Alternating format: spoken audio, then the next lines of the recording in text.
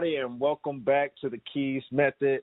I'm Kris KeyZ, and we're coming to you today, live today from New York. I have my good friend today, Omen, who is a music producer, a Grammy Award-winning producer, and I'm super excited to have you today to share your story of just how you've been in the music career. You've been able to, just elevate and produce for several people that we hear today, all the way from Ludacris to Drake, Beyonce, and Action Bronson. I mean, many more. I mean, the list goes on. But welcome, Omen, to the KeyZ Method. Thank you for joining me today.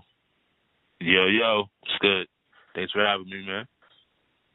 For sure. So, man, let's jump right into this, man, because there's a lot to get into it. I know there's going to be a lot of music producers and ones just want to know your story, but take me from the beginning. So how did you get into music and producing music and recording from the jump? Yeah, it's a pretty long story. I've been been rocking for like 20 plus years. Right after high school, I started making beats.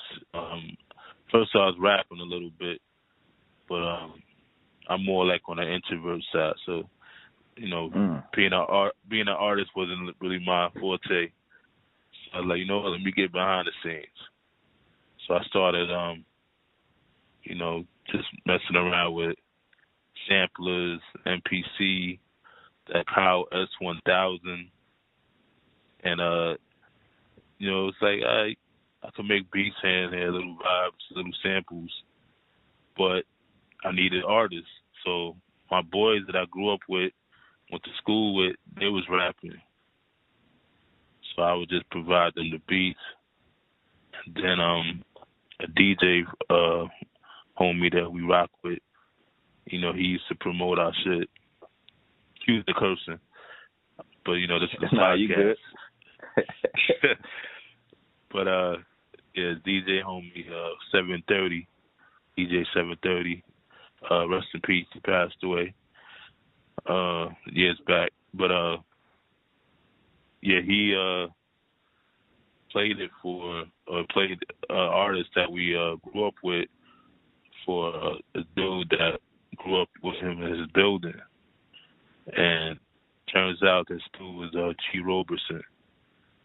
So at the time, G. Roberson was over at Rockefeller Records. Okay. So G heard the music. He liked the artist. He's cool on it, but he was gonna submit him, see what Rockefeller, Jay-Z thought about it. But more importantly, he was like, "Yo, who's doing the beats?" You know what I mean? So he based his focus on that.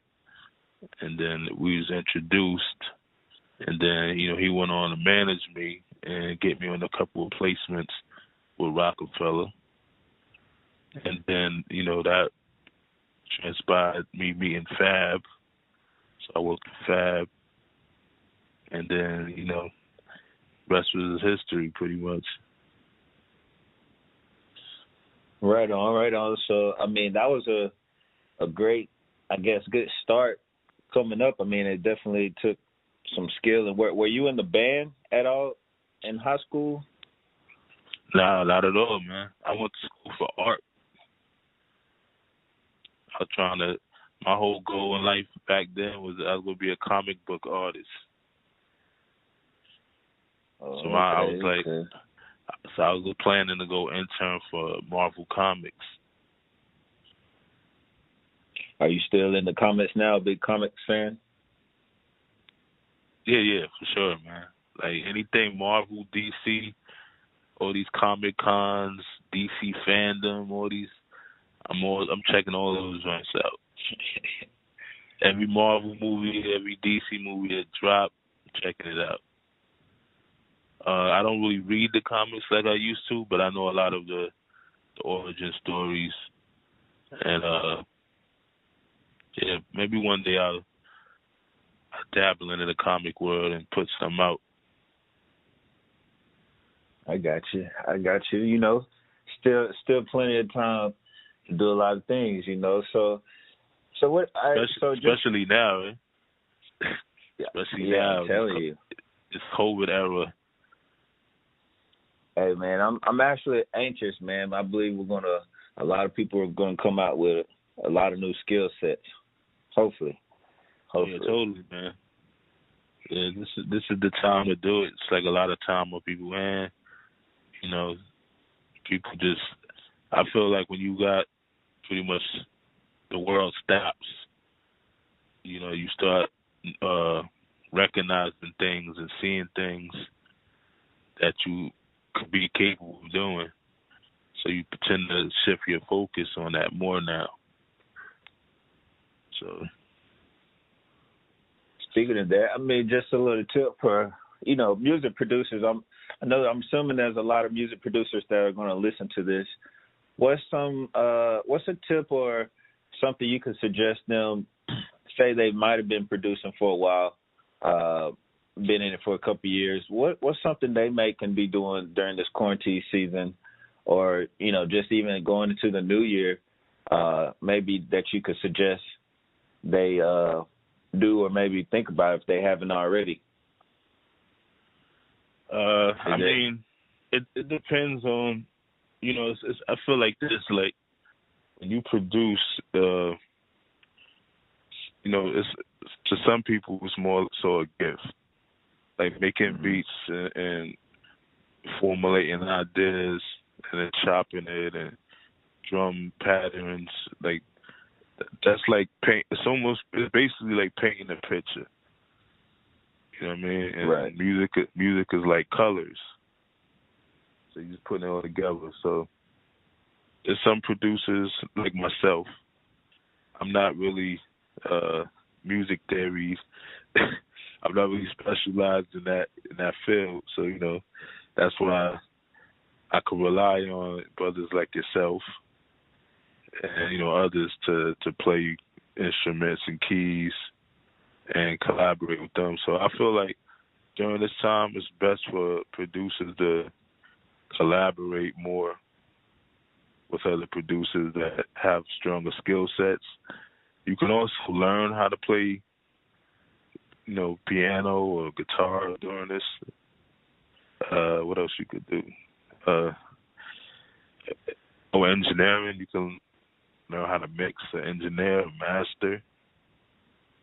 But I feel like every little dynamic to make your music better, just start adding that to the repertoire. It's a constant learning. It seems like it never stops. Man. Yeah, but that's the key. That's the best thing. If you stop learning, then what is it for? So it's always good to keep your brain working. And every day there's a new plugin. There's a new sound. I'm telling you, every day is definitely a new plugin. Yeah, this plugin I went through Go ahead. I was just gonna say I went through a phase. I don't know if you went through it, but I went through a phase when I first started. I had no plugins, right? I mean, most people, that's how you start. You just with the stock, wherever the stocks comes with. I didn't even know what a plugin was really, and then I figured out what a plugin was, and I went through a phase where I just had to have every plugin in the world, So I had all these, terabyte full of every plugin. Then I went through a phase where I just couldn't. It almost hindered my creativity because I had too many options. And now I think I'm in a phase where I'm weeding out. Like my hard drive went out, and I was kind of hesitant. I was almost happy because I was like, you know what? At least I get to now one by one. It's gonna be time consuming, but I don't have to power my whole hard drive up with plugins now. You really don't need all of that. Did you go through that phase, or is that just me? I mean, as producers, we always love new sounds, drums. Like I'm a drum hoarder, like snares, kicks, hi-hats, all of that. Sometimes this shit sound all the same, but if it's the way you could tweak it or add decay to it or change the frequency or whatever.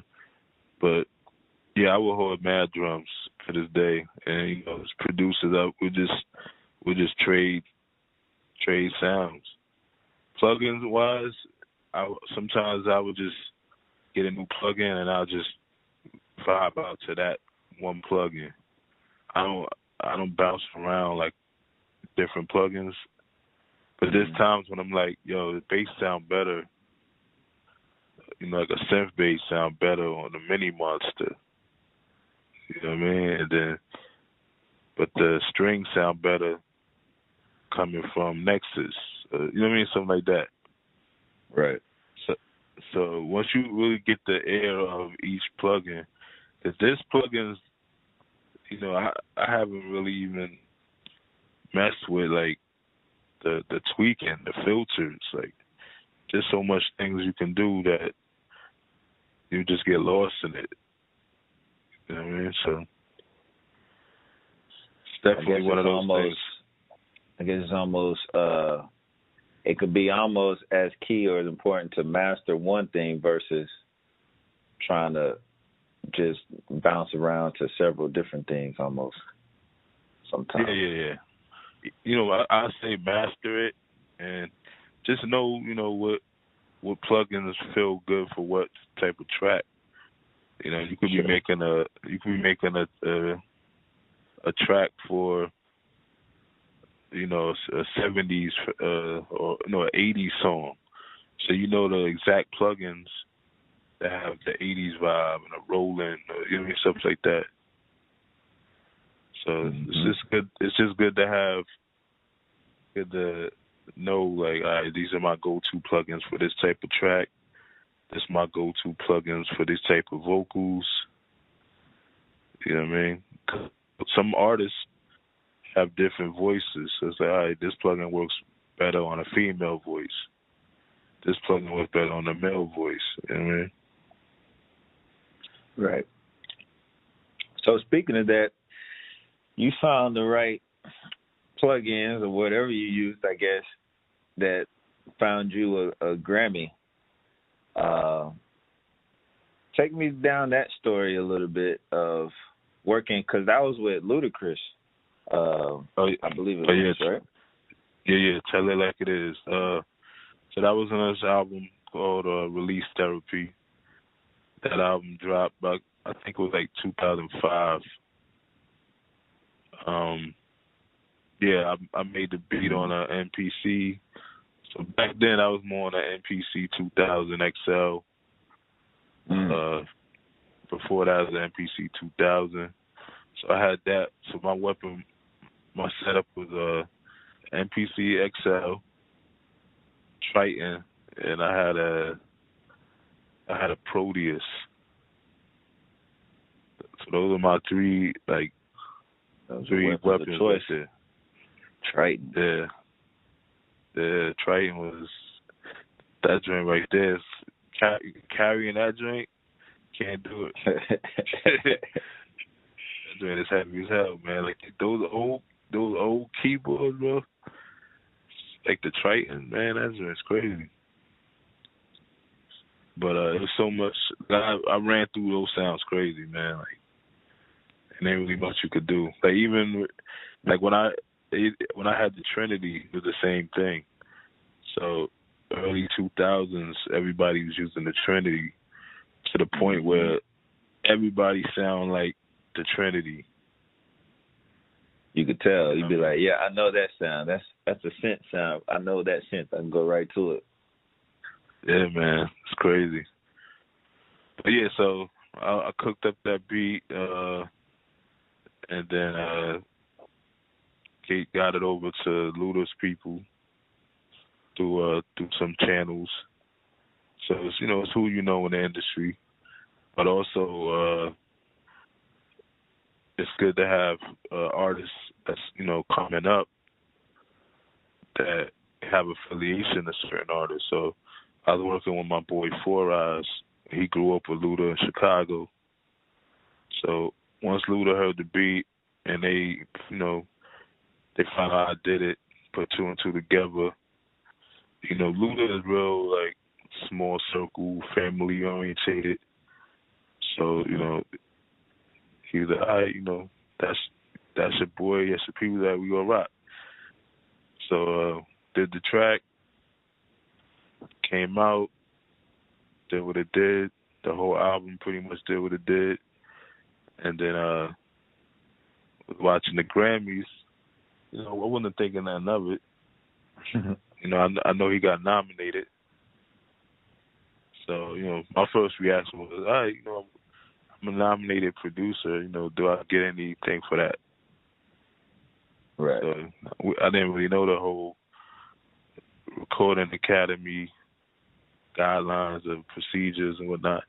So I was just, you know, back when you get in the game, you know, all these other, you know, facets of the game, like the Grammys and the ASCAPs and the BMIs. You know, once you get in those worlds, then you'll learn more about behind the scenes. But first coming up, you're not really thinking about that. So yeah, I'm watching the Grammys. They announced the nominees, and then I heard Luda won. So I was hyped, and then I was like, wait a minute, I'm on that album. So that made me a Grammy-winning producer. So yeah, question was yeah. So they sent me like a Grammy certificate, and yeah, that was that. Man, for sure, man. Congratulations on that, and that's a for sure great stamp in the game. But I mean, it didn't stop there because I mean, later on in your career, too. I mean, you just kept. I mean, I don't know what came next. Like you start working with Lil Wayne or Drake around that same period, or shortly after that, or did a song with Lil Wayne. Yeah, just around that time. Drake. Yeah, just around that time, I was frequenting Toronto a lot because I was working with an artist from there named Chelly Stone. He was signed to Warner Brothers. So you know, he's a new artist. Like going back and forth, and then I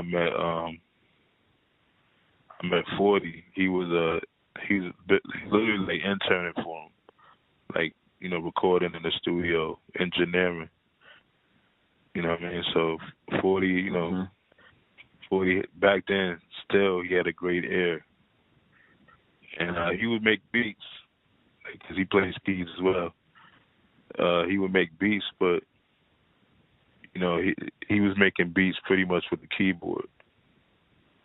So I kind of introduced him to the MPC.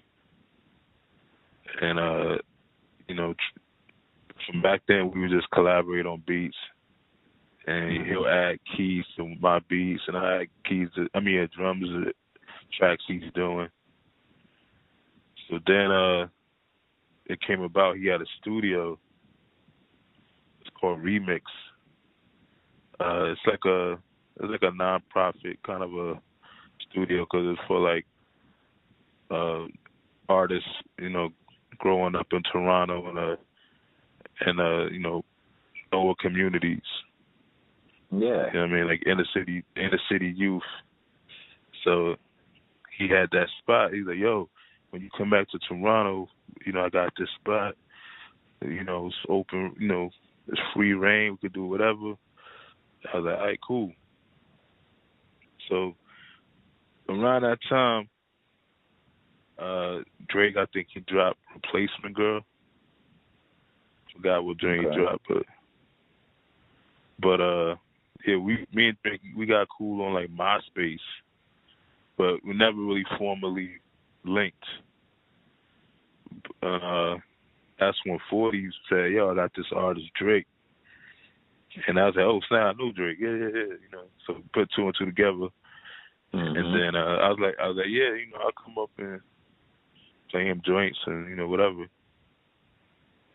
So, yeah, you heard Drake. I was like, yo, this dude is. I already knew the dude was gonna be a star. Just felt it. You know what I mean? It was there from the jump. Right. So So I was working on a project at the time, and I had a song. It was called Overdose on Life. So I told him the concept, and, you know, he just went in, recorded to it, and then I was like, oh, shit, it's crazy. Like, he recorded that joint mad quick, too. So oh, word? I know Drake don't play. He's almost like one take Drake. But but from that point on, you know, he went on Lil Wayne. I got him linked in with Dr. Dre. He was doing some writing with Dr. Dre for Detox, and then you know, he met linked with Lil Wayne. And then that's when he was pretty much formulating So Far Gone. Mm-hmm. And then I dropped Overdose. And then, you know, people were like, yeah, this is crazy. The Drake kid is crazy. So Drake started bubbling. So Far Gone dropped. And then that's when the whole Young Money thing started moving along. And then, you know, rest was history. But, yeah, Lil Wayne, I'm Single, was actually a Drake song first. Interesting. Drake. Yeah, Drake had that song first. Drake wanted that one? Huh? Or it's something he wanted, or it just didn't wind up coming out first? Or? Nah, he did it, and I think I don't really know the real story behind it, but you know, he did it, and you know, Wayne, I guess, heard it, and he said, I'm gonna get on that. You know what I mean? So, man, I don't even rap, but when I heard it, I was like, man, I got to get on that one. Yeah, that was Drake crazy, is on. But Drake is on it. Like, from what I've seen, Drake is on it now. So it's like he's credited for that record as well. Oh, okay, that's dope. Yeah, and then, you know, from that point on, we went on to do the first Drake album was a song called Shut It Down. So I cooked that up with 40, and then they got a Dream on it, and that was that. And then 40 called me again when they was working with Beyonce, and he's like, yo, this track right here, I'm going to add to this track, blah, blah, blah. And he just took it and, like, stripped it and then added his vibes to it. And then, yeah, it's just a whole... Now, that was on that was the Beyonce record, that was on the Mine, the song Mine, her self-titled album, Beyonce, right? Yeah, it was Beyonce, I think, her fourth album, I believe. I think it's her fourth album. But yeah, it was Mine, featuring Drake. So yeah, you know, it was just those kind of vibes. It's just organic vibes that when I do collaborations with 40. Definitely, man. Like, that definitely creates some good music together, and definitely some timeless music. Everything that y'all have coming out. Right. The good thing with 40 too is it's like he got an incredible ear, so sonically he could take whatever beat and just turn it into a whole record. Like it could be a clap and a fist hitting a box, you know what I mean? He'll just take it and do some magic to it. So he's definitely an alchemist with his shit. Yeah, for sure, man. Definitely shout out to 40. And guys, if you haven't heard of 40, I mean, if you only heard of Drake, but man, definitely go check out 40 and look him up and man, just study him. He's definitely a genius in the game. Definitely. let's talk about this Action Bronson song, because I feel like this is one of those songs that, man, I mean, I know it's done amazing. I mean, it was a great song for Action Bronson, but I mean, Acting Crazy is one of those songs. I think that's probably one of my favorite songs from you. How did that record come about? Because the intro on that is crazy, but also, I don't know, it's just the vibe on that one. That one's pretty. I like that one a lot.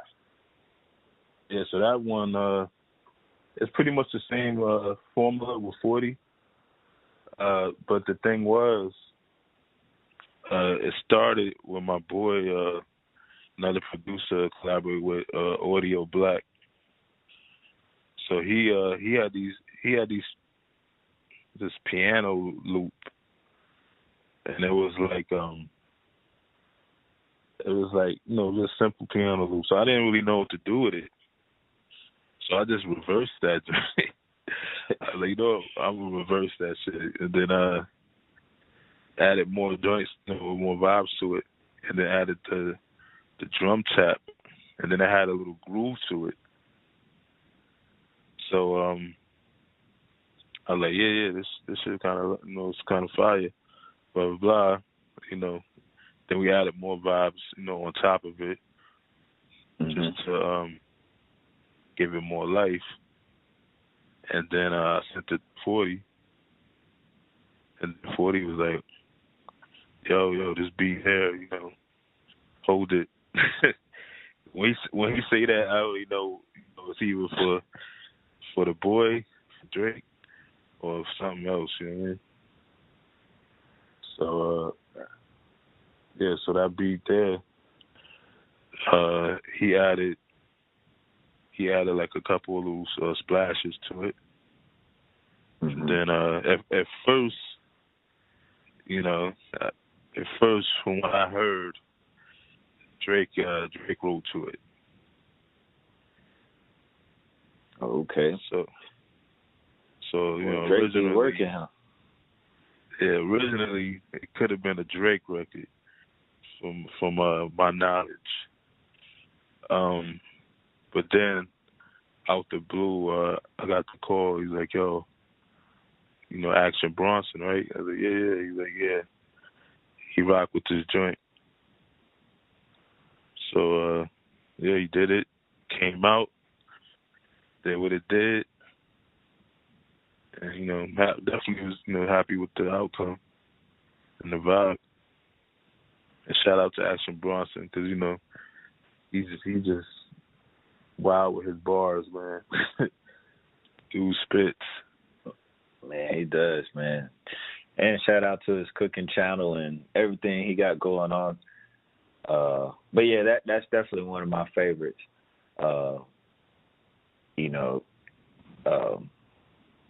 And you also put out, your own music. You got the Black Hero theme music project out there as well. Yeah, Black Hero. Does that feature that features other art, a collaboration of a lot of artists actually? Yeah, it was I was working with a lot of artists back then, upcoming artists. So I was like, yo, I need to do something compilation wise. You know what I mean? I want to put something out. Right. So, I had the concept, Black Hero theme music, because I felt like there's a lot of injustice, and there was a lot of it's always gonna be inequality issues amongst the black communities. So I wanted to have something out inspiring, but also street, and dive into different aspects of the 70s. You know what I mean? Getting high, pimping, street, it's a joint called Drive By Theme. So it's theme songs, Black Hero theme music. So everybody kind of had their own kind of theme song. When you hear each song, it was your theme song. You know what I mean? Right.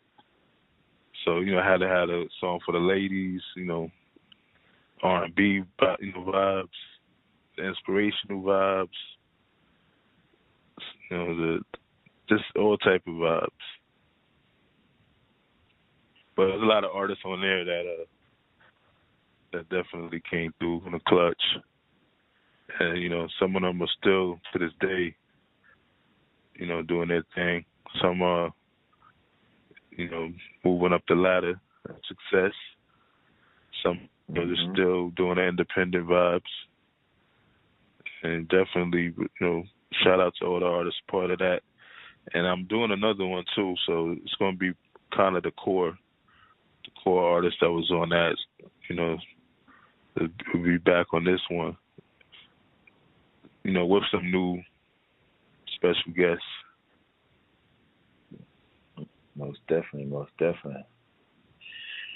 Well, man, I think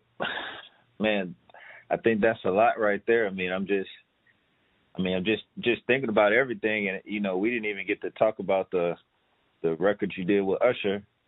You know, it's so many. Yeah, that was another 40 alley-oop. Another 40 alley-oop, because that was another track. I think I gave him the track. No, okay.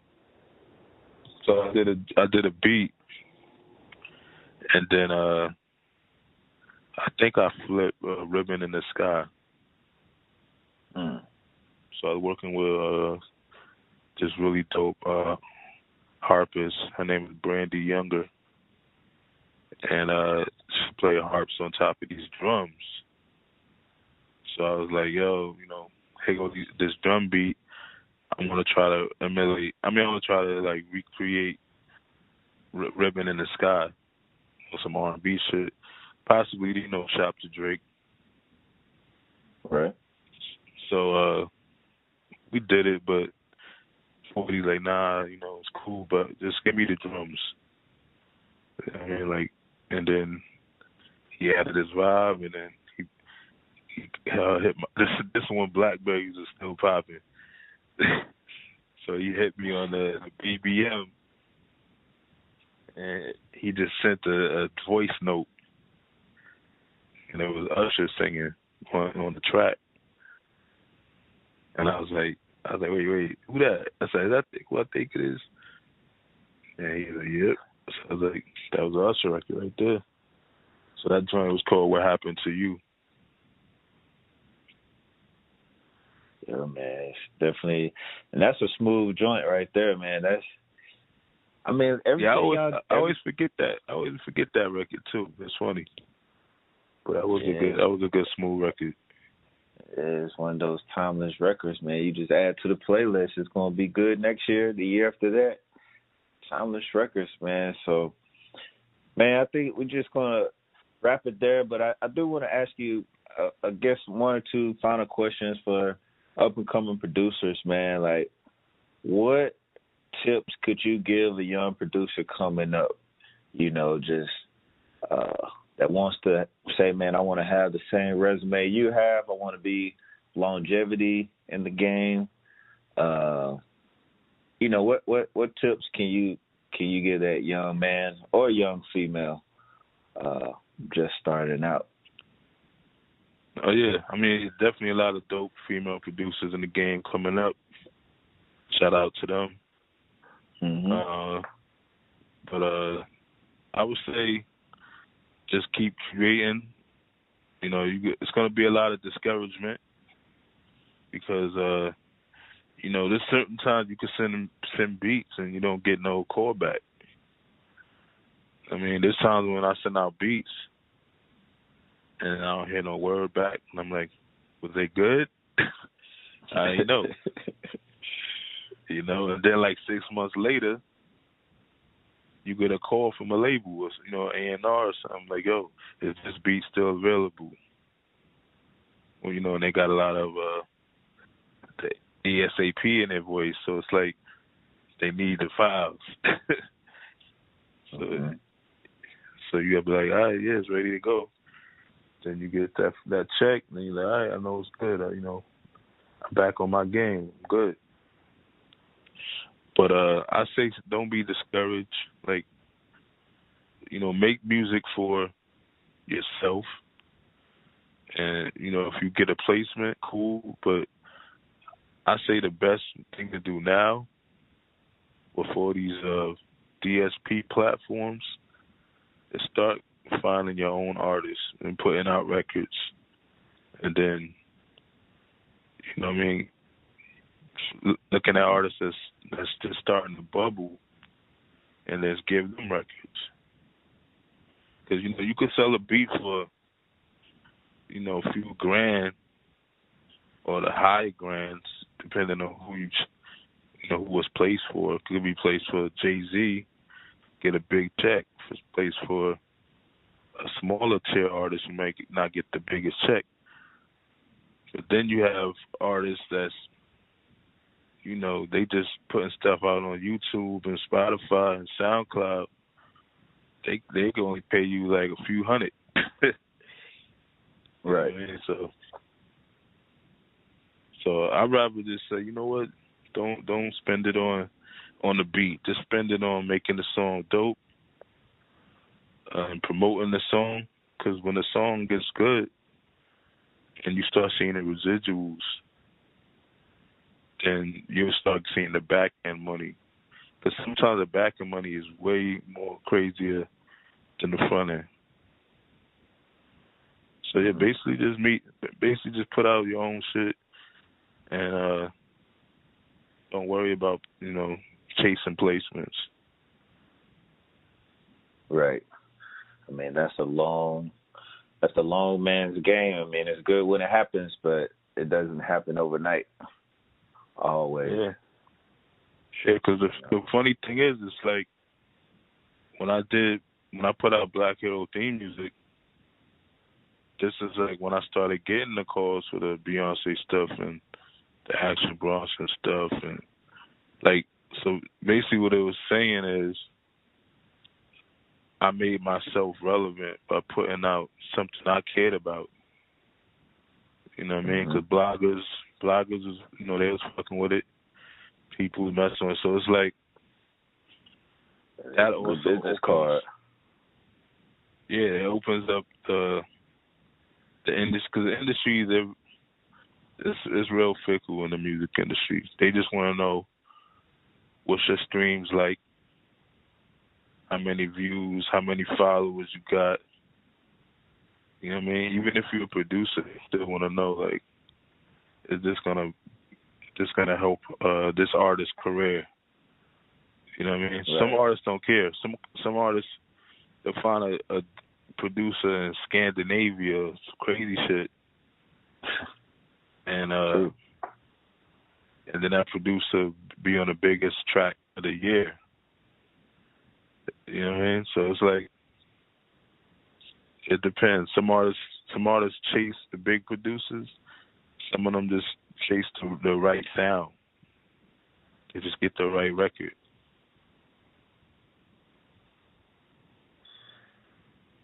I guess just to stem off of this, and we'll definitely end it on this, but what do you think for the producer that says, you know what, I have to be in New York or I have to be in L.A., Atlanta, maybe, if you're doing country, Nashville,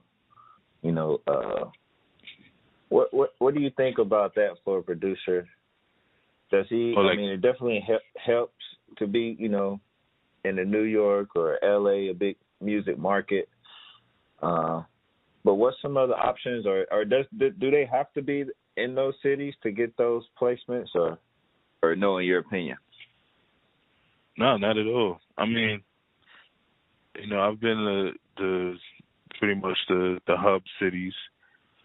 I feel like, when I was in Atlanta, the thing with Atlanta is I feel like Atlanta's the most, it's more camaraderie when you're in the studio, because you could be playing a song or a track, and then you have an artist in the next room and he hear it, and y'all chilling, y'all smoking blunts, and like, yo, jump on this, or play me some beats now. So you may get a placement through that. So right. I feel like that's the only advantage being in these hubs. But there's producers, like I said, they all the way in Scandinavia making these links. You know what I mean? And then they go to LA because a lot of artists is in LA. Mm-hmm. So when you in LA or New York, what happens is the artists want to be in the studio with the producer, so they'll cook up there. But now there's so much shit going on remotely. Like the game is shifting. It's always gonna shift. It's a paradigm shift. So now remote records are being done. You know what I mean? Like during this quarantine, you could send an artist a track, they'll send you the vocals, you send it to the mix engineer send it back, you send it to the musician, they add on. You do all of this, send it to, a DSP, and the song is out in the next week or something like that. You know what I mean? So, yeah. So I feel like you don't really need to be there. It's good to go there for certain reasons. If you need to get your creative juices with artists in person, but you don't really need to be there. Right. And some people just like convenience. So like, if you move to LA, for instance, it's like there's more people that live in LA in the music industry now. So they tend to be a little more, I won't say friendlier, but there's a little more opportunity to producers already in LA because they're conveniently there. Mm-hmm.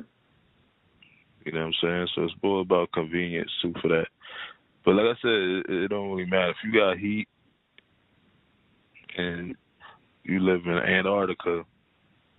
They gonna take the beats. That's right, man. And it just takes a little bit of hustle, guys. I mean, like you said, you got the internet, social media, you got Instagram, and just shoot a little message, and we'll do another podcast on maybe on how to get in the DMs or something, or how to approach some of these artists. But all in all, man, I think you got a lot of good gems today listening to this podcast. Omen, thank you for taking the time out your schedule today and share your story, and to just share it. Also, man, just a lot of knowledge for the young producers coming up in the game today. Nah, of course, man. Like I said, thanks for having me. It's always a pleasure, Like I said, anytime you need me, anytime we could spread knowledge to the youth and upcoming producers, I'm here for it. That's what's up, man. Well, thank you much, man. Thank you guys for tuning in. I'll drop the links below so you can check out some more of the Keys method. Until next time, y'all be safe, be easy. Peace. Peace, y'all.